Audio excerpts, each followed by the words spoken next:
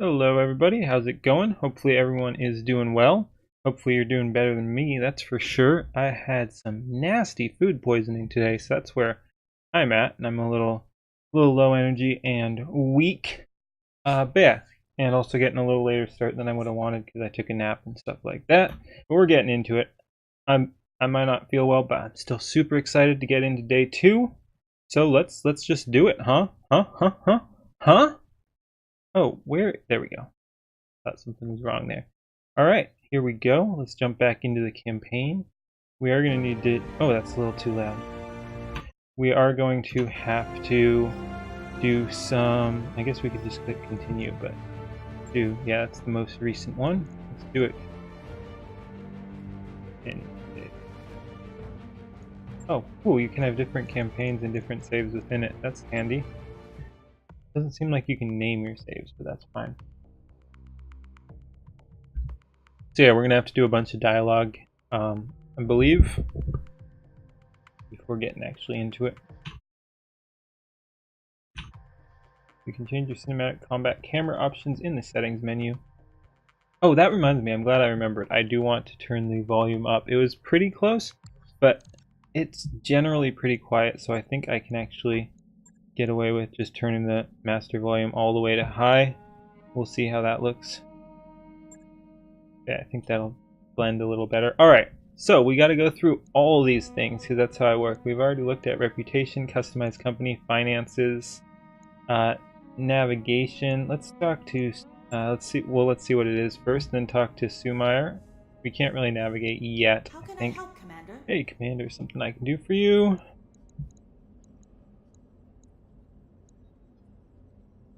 Does this decision we made about uncertified contracts satisfy your concern? My concerns won't be satisfied until our creditors have been paid and the loan sharks are off our backs, but this is a step in the right direction and that makes me happy. I'm not blind to the risks that uncertified contracts entail, by the way. I mean, I know that what we're doing is dangerous, but it's the best chance we've got to dig ourselves out of this hole. I've got some questions about navigation. Sure, ask away. I mean, it's kind of important that you understand what you're doing so that I can help you with that. I'm all for it. Alright, so we've got some tutorials here. Ship navigation. Okay, navigator, how do we get from system to system? This will probably be pretty basic, but... oh, man, it just goes on and on. The short answer is that you pick a destination on the star map and I make it happen. Interstellar travel takes time, sometimes weeks, and it'll cost us sea bills for fuel and passage on a jump ship. But it's the only way for an outfit like ours to survive out here. We go where the work is. What intel can I get about a system before choosing to go there? Enough to make a reasonably informed choice, I think. The star map makes political boundaries clear, so you'll know whose space we're entering. I've pre-programmed the star map to lock out travel to systems designated as no-fly zones. We're looking for work, not an interstellar incident. Beyond political boundaries, the nav system will highlight political factions active in the system. That should give you a good idea of who's hiring. It's probably a good idea to check our reputation with the local factions before ordering a long voyage. There's got to be more intel than just local politics. There is. As you select systems on the star map, you'll see a list of the attributes the MercNet database associates with them. Attributes like black market or poor are clues to local store contents. The type of mercs we'll find in hiring hall, contracts we may be offered, and potential mission environments. If you hover over an attribute, the star map will display a longer description for you. Beyond the political factions and attributes of a system, perhaps the most important to watch for is the difficulty rating of the merc contracts we'll find there. The MRB maintains a standardized rating system, so folks like us who are trolling MercNet for jobs can weigh the risks before accepting a contract. I want to ask you about something else. Get me out of here. Forgot to start one thing that we keep track of chat. That will just take a second. There we go. Alright, sure, Commander. What would you like to know? What else can you tell me about the mechanics of space travel? I want to know it all. Well, the long answer is that there's two types of space travel. Travel by dropships like ours, and travel by jump ships. Drop ships travel under 1g of thrust to move from a planet's orbit to a jump point. Jump points are far outside the gravity well of a star, and so travel to and from a jump point takes most of our time, sometimes weeks. The jump ships, on the other hand, are like ferries. They just sit at a jump point waiting for folks like us to latch onto their docking collar. Then we wait there for about 5 days while they spin up their jump drive. Once the jump drive is spun up, popping a dozen light years across interstellar space to another jump point takes nearly no time at all. I've heard stories about pirate points that a jump ship can use. What are those? They're bad news, Commander. Difficult to locate and dangerous to use. I've heard of people using pirate points in desperate situations or on covert missions, but it's not worth the risk of a misjump. You won't find any pirate points on my star map, I can tell you that. Let's just avoid them. To ask you about something else. Do you always have to pay your way from system to system? Not always, no. If you check the contracts list in the command center, you'll often find employers posting travel contracts. Travel contracts are how employers attract mercenaries to their system by paying the outfit's travel expenses. Now, I know what you're thinking. Why not take the travel contract and then skip out on their mission for a more lucrative contract when we arrive? You can do that, Keen, but we'll automatically get charged the cost of the jump. You know what the old saying is, there's no such thing as a free ride? Yeah, unfortunately it's still true. I want to ask about something else. Oh wow, yeah, there's still all this stuff! The star map confuses me sometimes. Why does it take longer to get to one place than to another when the systems appear to be the same distance apart? Yeah, that's bothered me too before I joined the Academy. Turns out that in real life, space travel isn't like what you see in the adventure holovids that Darius makes us watch. For starters, some stars are more massive than others. In the case of a really big star, you have to range pretty far afield to find a location suitable for a KF jump, and for us that means a whole lot of molasses-slow sublight travel before we can even dock with the jump ship, let alone ride it anywhere. Makes sense to me. Jump ship charging times are the other half of the travel time equation. The jump ship's KF drive will take a few days to recharge after each jump, so if your destination is a few jumps away, well, you get where I'm going with this. And that's the long and short of it. Anytime we want to go from one system to another, we're talking about weeks of sublight travel coupled with a healthy dose of hurry up and wait. Exactly how much determines how long the trip is going to take. Last one, stores and hiring halls. What can I do while we're orbiting in system? Beyond negotiating a contract, most inhabited systems maintain a hiring hall where we can recruit new mech warriors. Be sure to take a look. You never know what kind of talent you're going to find. Most systems also have merchants who can buy and sell hardware such as weapons, equipment, and mech parts, sometimes even fully operational battle mechs too. Our reputation with the local faction will influence costs when purchasing equipment and hiring mech warriors. The better our rep, the better the deal we'll get, and the better the mech warriors will be willing to sign on with us. Alright, that's all for now. Thank you for your help. And then I think we have one more tree. Yep, I'm collecting stories about the crew. Tell me something about yourself. Well, I'm from a noble family like you. We're old money, made our fortune out in Rasselhag, then repatriated to the Taurian Concordat. That's where I grew up. I'm not sure if this is the kind of stuff you were hoping to hear, but we can talk about whatever. And where in the Concordat are you from? I grew up on New Vandenberg. It's a nice enough place, I suppose. Do you like Berg? Sure, I guess. Then you'd like New Vandenberg. It's basically one big aviary. Something like 2/3 of the native fauna has feathers, flutters on the wind, and splatters its excrement across every available surface.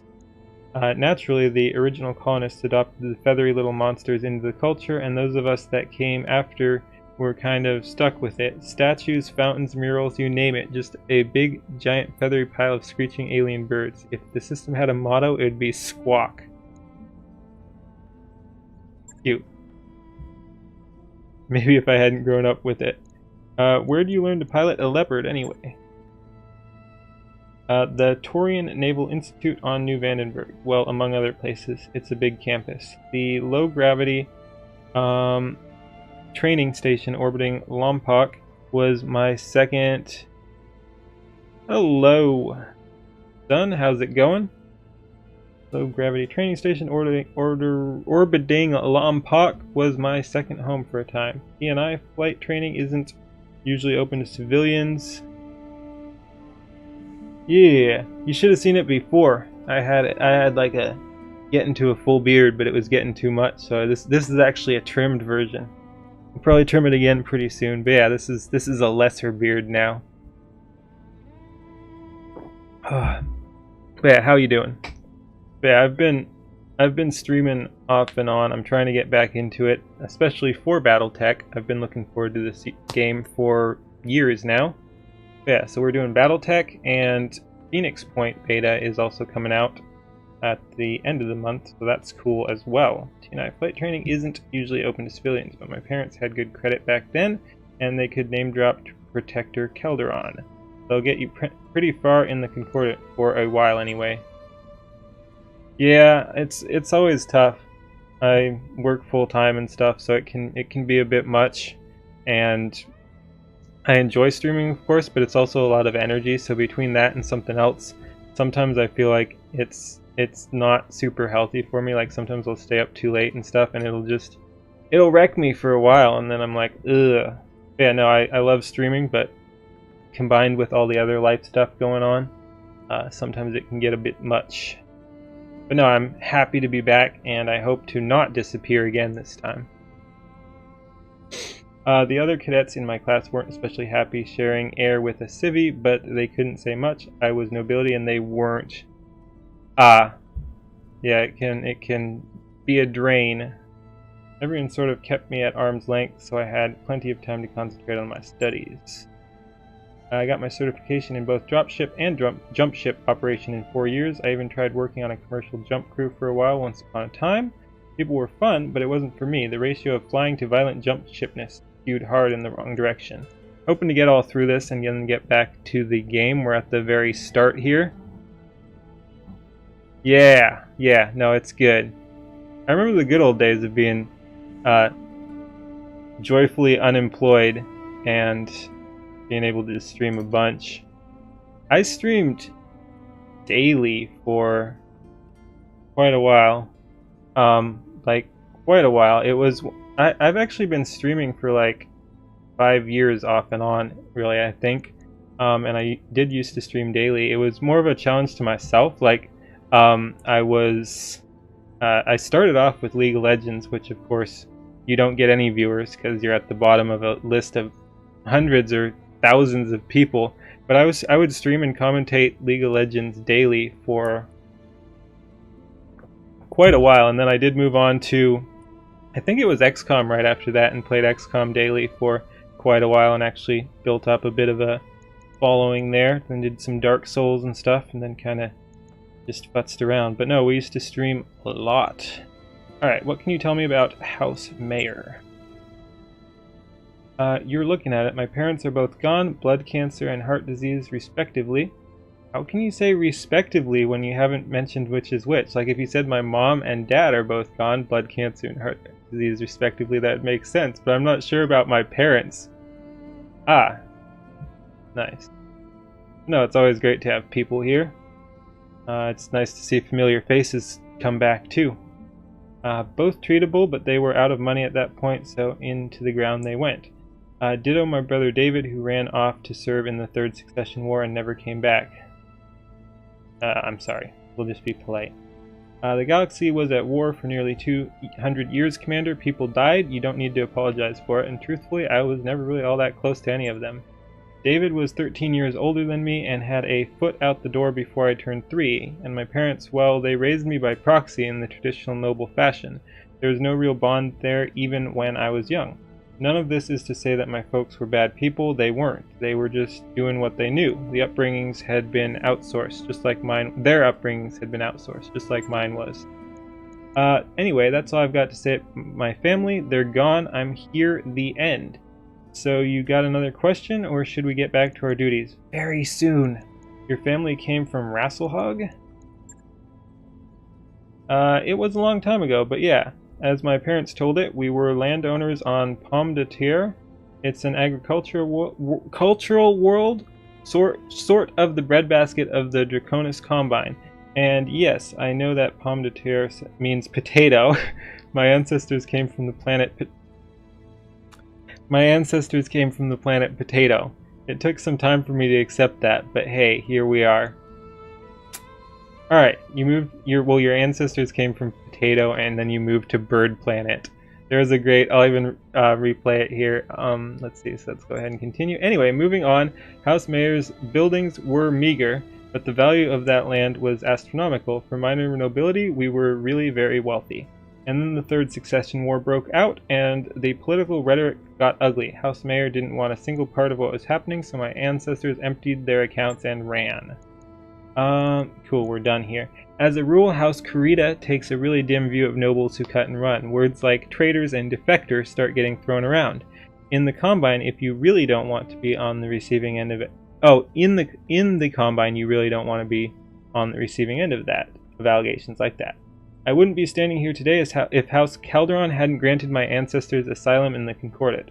In all likelihood, House Meyer would have been wiped out before I was even born. Alright, I think this is the one that mentions the birds, which is also pretty funny. Yeah, I grew up on New Vandenberg. It's a nice enough place, I suppose. Do you like birds? Sure, I guess. Then you'd like New Vandenberg. It's basically one big aviary. Something like 2/3 of the native fauna has feathers, flutters in the wind, and splatters its excrement across every available surface.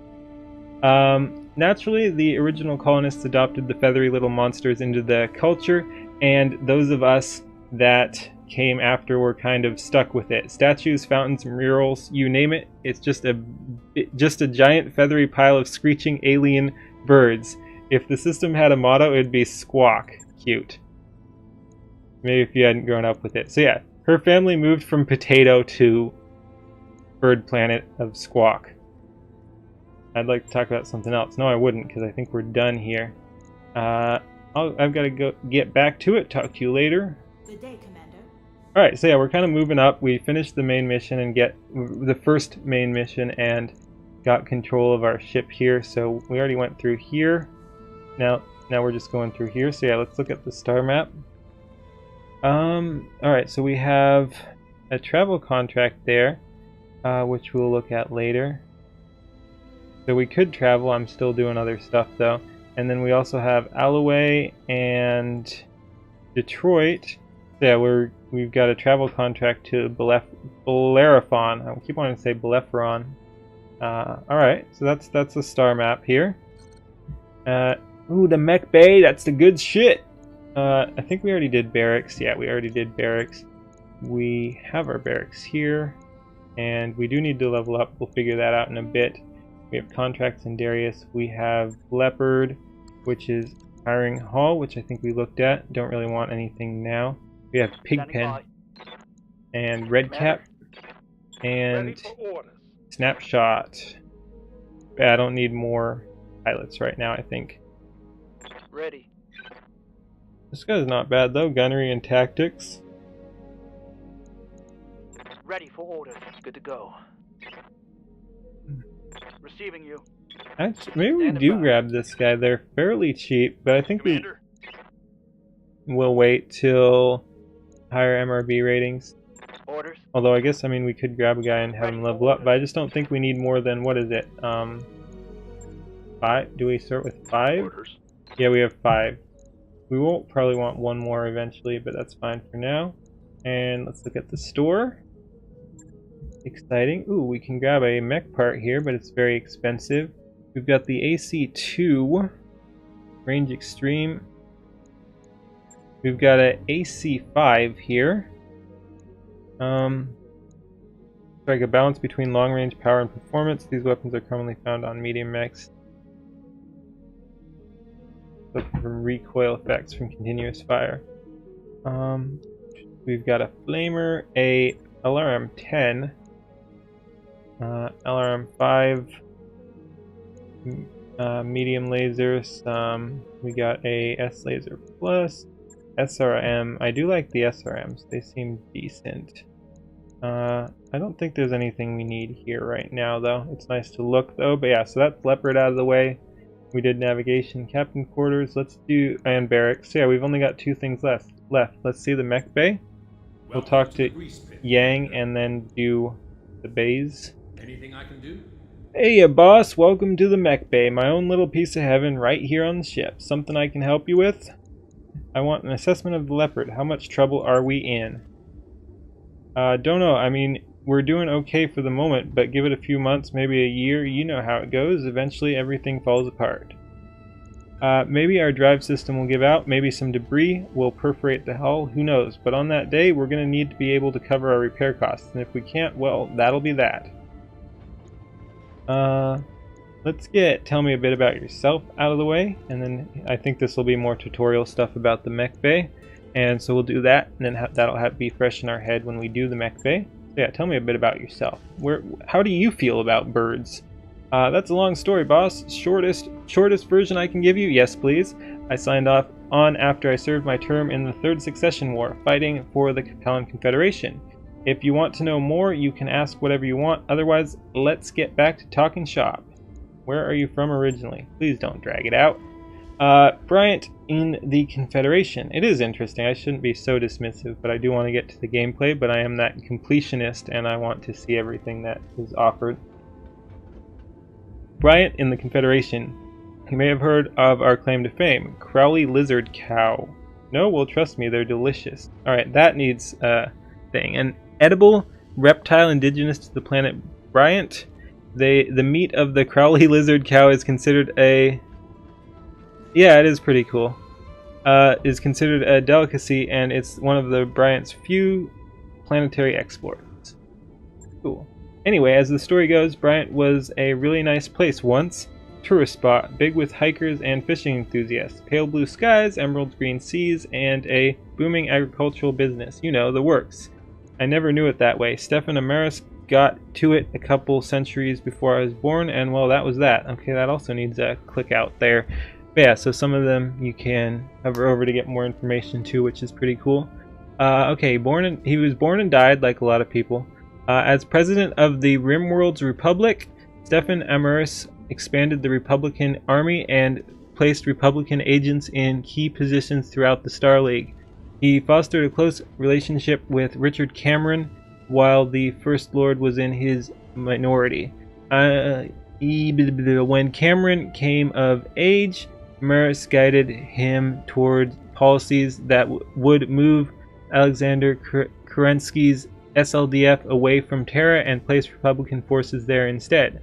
With these preparations in place, Stefan Amaris murdered Richard Cameron, what a dick move, on December 27, 2766, and declared himself First Lord, beginning the Amaris Civil War. Kerensky raised the Rimworld's Republic and returned to Terra to defeat Amaris' forces and capture him. Stefan Amaris was executed by firing squad in 2779. His remains were donated to the medical school of the University of New Samarkand. Okay. That sucks, dude. As the story goes, Bryant used to have these enormous orbital mirrors, storm inhibitors, they called them. The Star League put them in place. When Amaris took the system in his civil war, he had his troops use them for target practice. Without those mirrors, Bryant reverted to its natural state, a miserable little ball of wind-blown dirt, actively hostile to human life. Alright, Star League is important. We should learn a bit more about that. From 2570 to 2780, the Star League was an interstellar council formed from the Terran hegemony, the 5 great houses of the inner sphere, and the territorial states of the periphery. The stability and prosperity of the Star League led to the flourishing of civilization and technology. The Star League ended in civil war when the leader of the Rimworld's Republic, Stefan Amaris, murdered the First Lord in a bid to usurp his position. By the time I came along, the only places where people could live in relative safety were the planet's poles. Of course, you can't fit a planet's entire population into a handful of cities. At its poles, there isn't enough space, no matter how far down you dig or how tall you build. A lot of people, mostly the poor, died in the early days. There's still a lot of overcrowding in Bryant cities even now. That's my childhood home in a nutshell. Way too many people jammed into a tiny claustrophobic space with nowhere to go but off planet. I cleared out of there as fast as I could and never looked back. Gotta admit though, I do miss the taste of lizard cow. Don't we all? Tell me about your time in the military. Who'd you serve with? 2nd St. Ives Lancers, 1st Battalion, under Major Ling. We saw more action than most. The arm is a souvenir of my time in the service. I lost the original back in 3010 on St. Louis. I don't need to click on everything, although I am curious. You know, when we first arrived at St. Louis, I loved the place. It's an agricultural world, sort of a breadbasket for the neighboring systems. Green fields, rolling hills, you get the picture. We just walked out of hell on Kittery. The Fed rats drove us out in 05 with our tails between our legs, so it looked like paradise to us. I remember kicking back in the mech bay, my feet propped up on an engine block, sipping on a snifter of Ambergist vermouth. Not a bad way to spend a sunny afternoon. Kittery. Sounds like it should have kittens. Previously under Capellan control in 3005, this inhospitable jungle world was conquered by the Federated Suns. A resistance movement kept the world a war zone for many years. In the 3020s, House Lao returned and waged war for a more permanent liberation. So far, it has succeeded only in creating lasting enmity between the defending 1st Kittery borderers and the invading forces of the St. Ives Armored Cavalry. Red rats, come on. Person living in or whose national origin is the Federated Sun, considered derogatory. I guess it says origin, right? So I guess we're a Fed rat. Yeah, national origin. Okay, we're a Fed rat. Anyway, turned out the Federated Suns weren't done with us yet. We were barely a month into our deployment when they sent the SETI Hussars to burn us out. I'm sure there were sound strategic reasons for House Davion to want St. Louis, but it sure felt personal to me. What do you have to say about our good old Federated Suns? One of the 5 successor states, located Rimworld and Spinworld of Terra. Ruled by House Davion, the Federation is the most powerful of the 5, and the people of the Federation pride themselves on their self-proclaimed role as defenders of justice and liberty. They're quite capable of ruthless, decisive action, though, and its idealism readily gives way to pragmatism when called for. The current ruler of the Federation, Prince Hans Davion, is an experienced and unconventional military commander. The Federation's alliance with the Laren Commonwealth effectively ended the 3rd Succession War. Long story short, one of their scouts managed to slip through our perimeter and hit my mech bay. I was tinkering around in a Centurion's custom-made rumble seat at the time. Being surrounded by all that armor is the only reason I made it out alive. Still, I didn't make it out unscathed. I lost 2 of my favorite assistants and my own right arm, and I've got this ugly thing grafted onto me as a reminder. And yet here I am doing mercenary work for a living. Some people never learn, huh? Why'd you leave the Capellan Confederation? And we're almost done on this. After my tour of duty was up, you mean? I don't know. It was just time for a change. Besides, the place wasn't for me anymore. In a way, it never really was. I learned a lot of from my time in the service. Got a first-hand view of the elitist bullshit that saturates Capellan culture, how it rewards highborn idiots at the common people's expense. Speaking as a thoroughly common man, that didn't sit right with me. When my tour was over, I walked away and never looked back.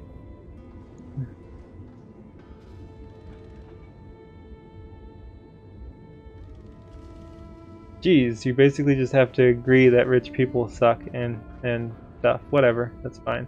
For what it's worth, I'm glad that you walked away. You brought my mech back from the brink more than once. That's true. Way more than once, if memory serves. Sure, I appreciate the kind words, and for what it's worth, I'm happy to be here with this crew. Going career military would have been an enormous mistake. You'll never really get away from the aristocracy. Yang, hell, I was born a noble. Wow, they really force it. Yeah, but you're a competent noble, and you aren't afraid to get your hands dirty. At the end of the day, that's all I really care about. I wonder how many times I watch talented engineers get passed over for promotion so some idiot with a title could advance. Too many to count. In your position, I probably would have done the same. Let's talk about something else. Yeah, it's been a fun trip down memory lane, but I'm sure we both got more important things to do. Alright, let's get out of here. And then it's time for our mech bay tutorial, and then we're done there. Then we only have one more thing to do, but it is good to get this out of the way. Yeah, then hit me with them. I'll do what I can to answer. I mean, I don't want to wax poetic or nothing, but the mech bay is where the magic happens, boss. It's the beating heart of a mercenary outfit. Whoa, there's a lot. Tutorial. Let's see. Let's start with something. You seem to know your way around a battlefield, Yang. Any advice? This is heat, stability, and modifiers. Oh my god. So much. Sure, the better you lead in combat, the less work I have to do when it's over. Let's talk about heat. Oh yeah, let's talk about it. I can't emphasize this enough. Watch your heat. Your mech warriors are sitting on walking fusion reactors out there. Using jump jets and firing weapons generate heat, sometimes lots of it. If one of your mechs gets too hot, you could do damage to its internal structure, or worse, shut down the engine in the middle of combat, leaving it a sitting duck. How can I affect heat in combat? Each weapon system on a battle mech can be toggled on or off each time it takes action.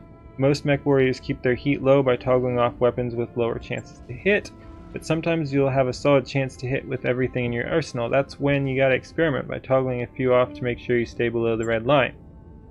And watch the terrain. Moving your mechs into water or over ice helps cool them down too. How can I make a mech more heat efficient? Note your mech's heat rating in the Mech Lab and install more heat sinks on it if you find that it runs hot in combat. Heat sinks vent plasma from the mech's engine and do a lot to dissipate the buildup from jump jets and weapon fire. Heat sinks are your friend. You can also change the weapons on the mech to use more heat-friendly parts, but obviously that'll change how you use the mech in combat. Trade-offs, boss. It's all about trade-offs. Alright, so that's, let's talk about stability. Yeah, stability is a smart thing for a commander to understand, boss.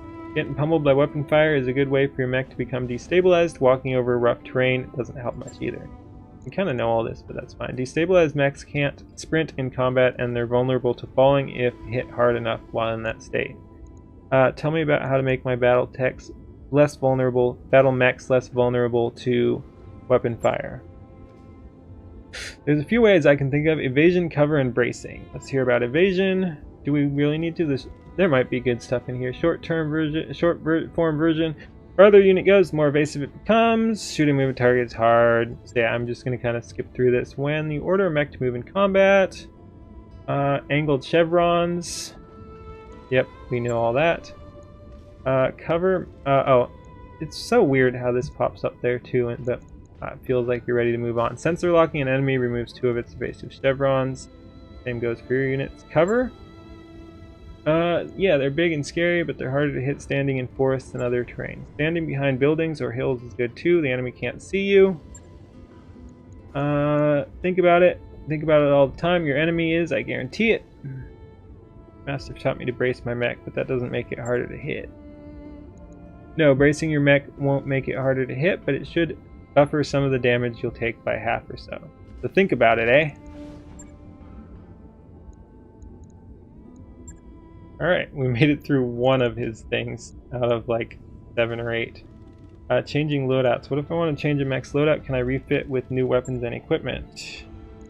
Oh, now you're talking, boss. So you bet you can refit a mech. You can repair it at the same time too. Just select a battle mech and order the refit.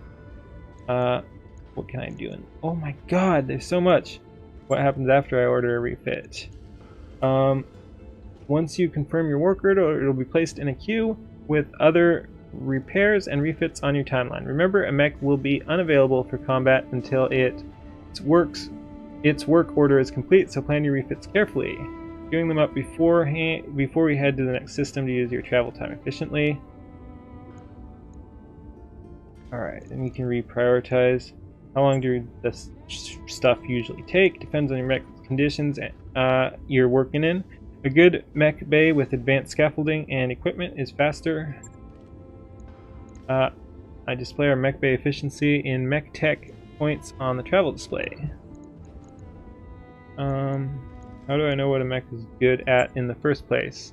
Everyone, hey, Cybermaki, thank you for the host. How you doing? What were you streaming? Let me give you a shout out there. You were streaming Monster Hunter World. How was that? Great question. There are a lot of different battle mechs out there. Hey there! Out there, and it's hard to know what they were built to do best just by looking at them. I mean, I can, of course, but I'm me. Nice, nice. You, on the other hand, are going to need some help. Thankfully, I'm a helpful guy. Trying to do the high-end stuff. Nice. This is day 2 here, so I'm still just getting into everything.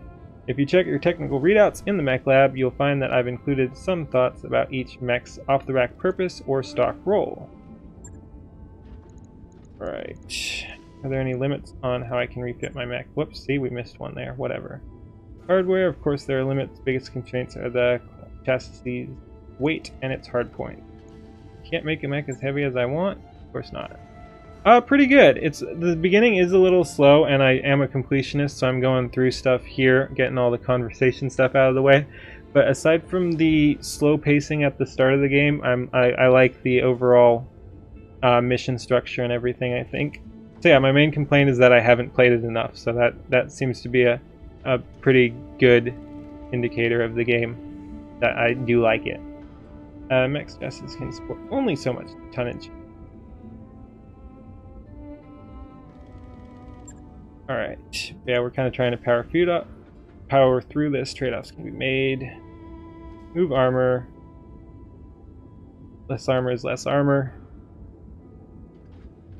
Like playing Mech Commander, Mech Warrior. Yeah, as soon as we like get to a satisfactory point in this and Phoenix Point, which comes out at the end of the month, and I will also be playing probably. I do want to jump into Mech Warrior Online because that looks pretty damn fun. This, of course, is taking precedence since it just came out, but yeah, I wanna do some Mech Warrior Online. That looks really great. Trade-offs can be made. Yeah. You don't want to wind up with something that'll blow over in a strong breeze. What's a hard point again? Each location on a battle mech contains one or more weapon mounts called hardpoints. They're used to one specific weapon type: ballistic, energy, missile, and support. Most mechs contain locations with more than one hardpoint. They have some flexibility. Alright, what can I do in the Mech Lab? Everything! Mech Lab. Wow, I was expecting that to be a longer answer. The Mech Lab is where you let me know what sort of modifications you want to make on your our stable of battle mechs. I can install new weapons and equipment, add or remove armor location by location, pretty much anything you want. All it takes is time and money. We've got plenty of both, right? Not really. Not really. We're pretty damn poor. How do I repair mech damage after a battle? This stuff's mostly straightforward. Whenever you return, stop by the mech bay. Run this out because you tell me what to spend time and money on. If I see armor missing from a battle mech, I'm going to repair it automatically. It's standard operating procedure, and we have so much scrap armor laying around that you can consider armor repairs to be free. Now, if you tell me to repair a mech containing destroyed equipment, the techs will strip that off automatically too. I'll list the equipment they strip, but you're gonna want to replace it with something. Good to know. See, that was actually useful. Mech components. We're almost there. I've been wondering about the components you can put on our mechs. One of my favorite topics. Weapons and equipment. Ooh, this is useful. I heard that some manufacturers have developed better versions of some weapons. True that. Different manufacturers deliver more damage, have higher accuracy, destabilize the enemy. Mech is finding them. They are out there marked with the plus. Good to know. Tell me about other types of equipment. Oh shit. See that? It's so easy to miss that. It's weird how they did it. It's a big list, boss. Check the store.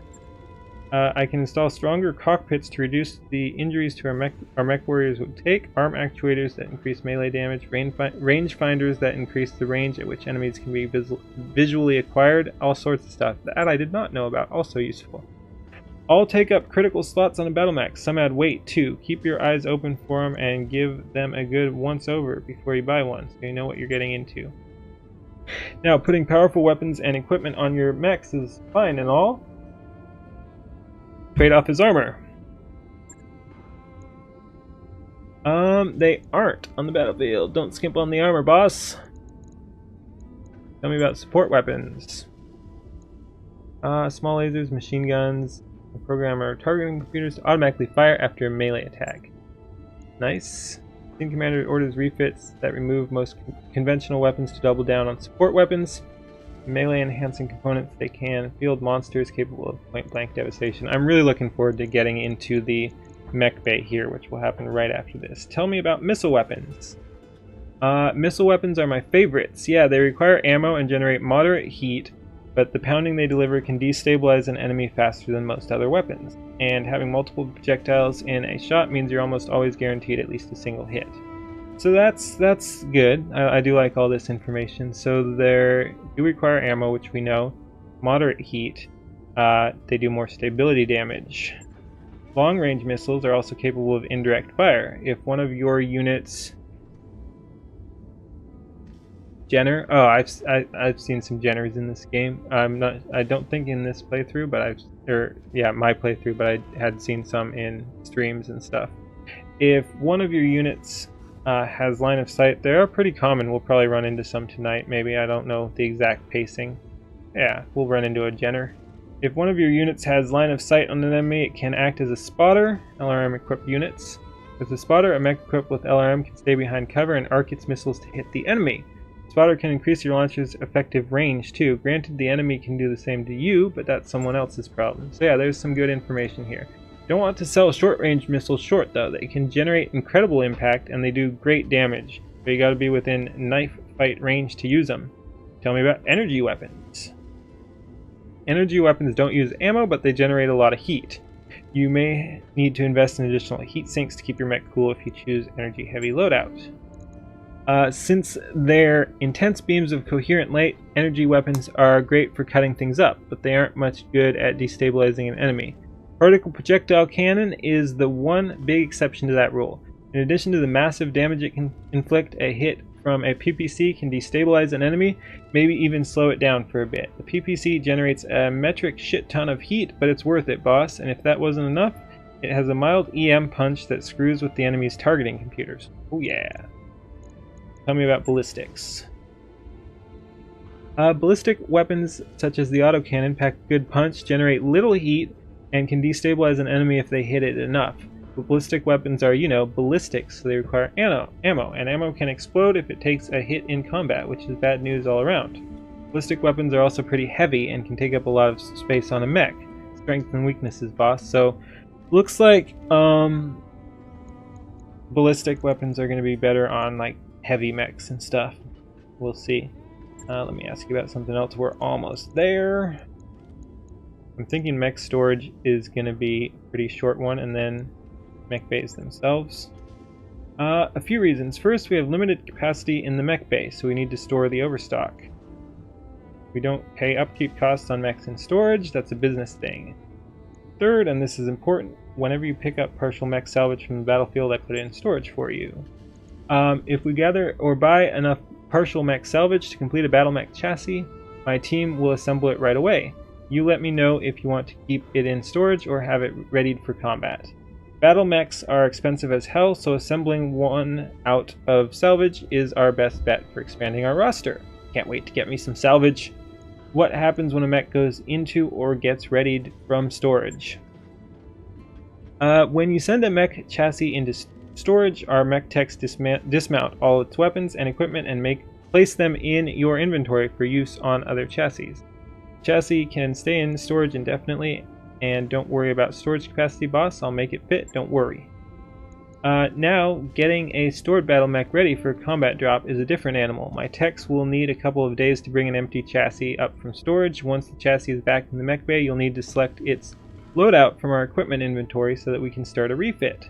The time and cost of a refit is dependent on the type and amount of equipment you choose. Let me ask you about something else. Last thing is, what about the mech bays themselves? Give me that info. Beyond each cubicle holding one battle mech, not much. It's all about capacity. The more mech bays we have, the more mechs we can keep battle ready, and the more mechs we have battle ready, the more flexibility you have in your deployment option.